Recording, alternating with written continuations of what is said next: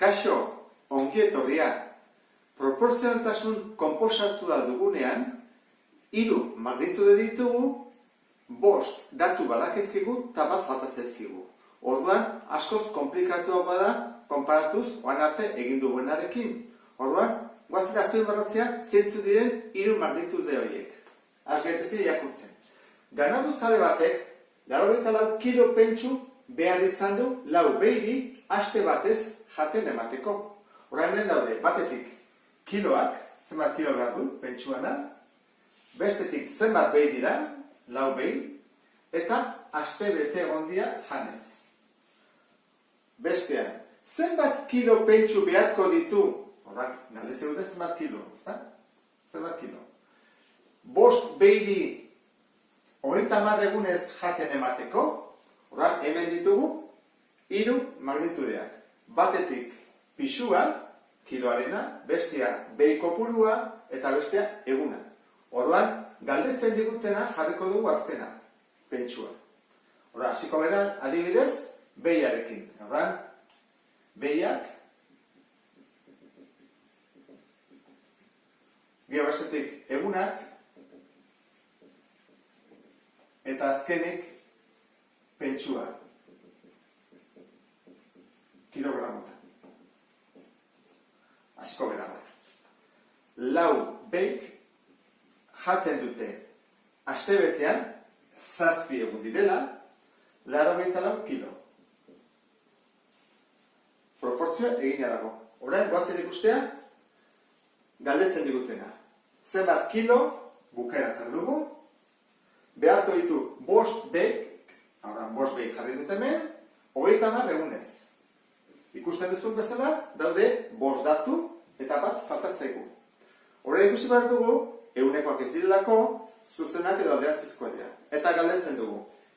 Behi gehiago baldin baditut, pentsu gehiago beharko dut, bai, zuzena. Hora da, zuzena. Egun gehiago baldin baditut, pentsu gehiago beharko dut, bai, zuzena. Beraz, bi kasuetan, zuzenak dira. Zuzenak baldin badira, horra egiten dugu. 4 bosten, bider 7 30 berdin, eta hau bestaldean jartzen dut. 84 zatix. Bi hauek ezkerrean jartzen dut, eta hori eskubia. Orduan, lehenengo biderketak ingo ditut, 4 bider 7 28, 5 bider 30, 150, berdin, 84 zatix. Horan, hau beti bezala, guk ezagutzen dugun proportzioa da. Ebako dugu 28 bider isa, berdin, 150, bider 84. Eta isa bakarrik usteko, 28 zatitzen pasatzen dut. 150, bider 84, zati 28. Hau egin dut, kalkuladora erabiltzeko orain.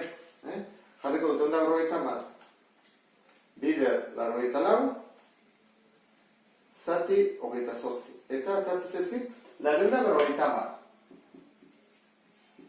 Beraz, emaitza izango zateke, 450 kilo beharko genituzke, 5 behi elikatzeko 30 egunez.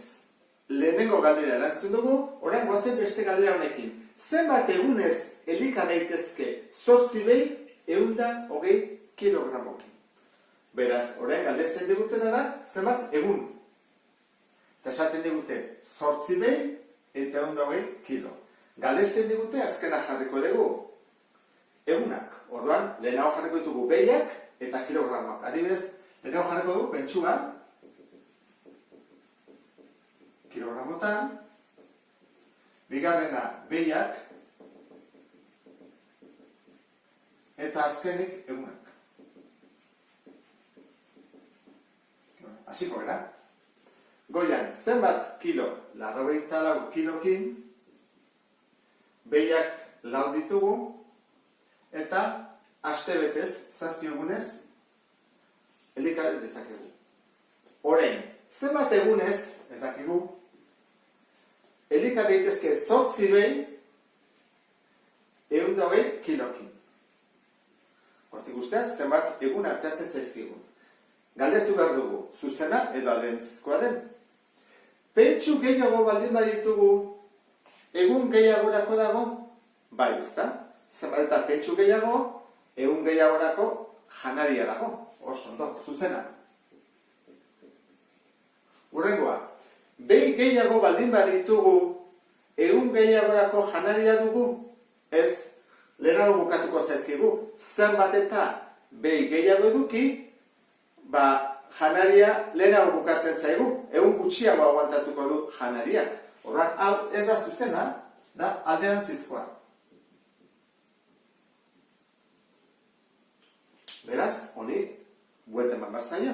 Az gaitezen orduan, 84. 120 bider. Honi, buelta eman behar zaio. Alderantziz jarri behar dugu. 8 laurden, berdin, eta horren, hau, da honezan, kopiatu dugu. 7 zati isa. Horren, egin behar dugu. 84 bider 8.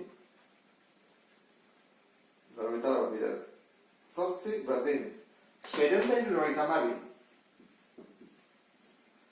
120 bider lau. Hau, erresago da. 480. Berdin. 7 zati isa.